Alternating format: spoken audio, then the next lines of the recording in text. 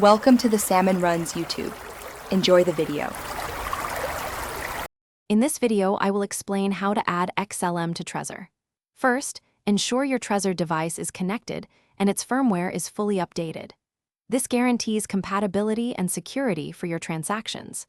Next, launch the Trezor Suite application on your computer. This is your primary interface for managing all cryptocurrencies on your Trezor.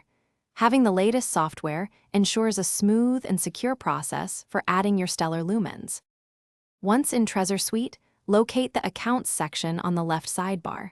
Click on Add Account and then choose Stellar from the list of available cryptocurrencies.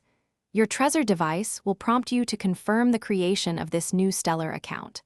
Always verify the details on your device's screen before confirming any action. This step securely links your Trezor to your new Stellar address.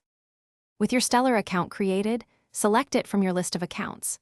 Then, click on the Receive tab to view your unique Stellar Lumens address.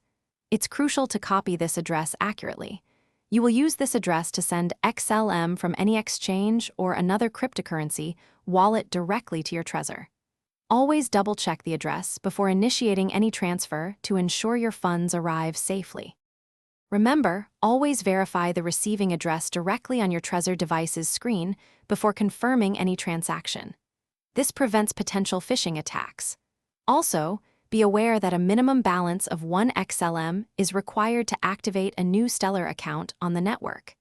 This is a network requirement, not a Trezor one. For those looking to streamline their daily routine, make meal prep easy with these leak-proof containers. Check the description for a link to these and other great deals. Thanks for watching. Consider subscribing if we helped you.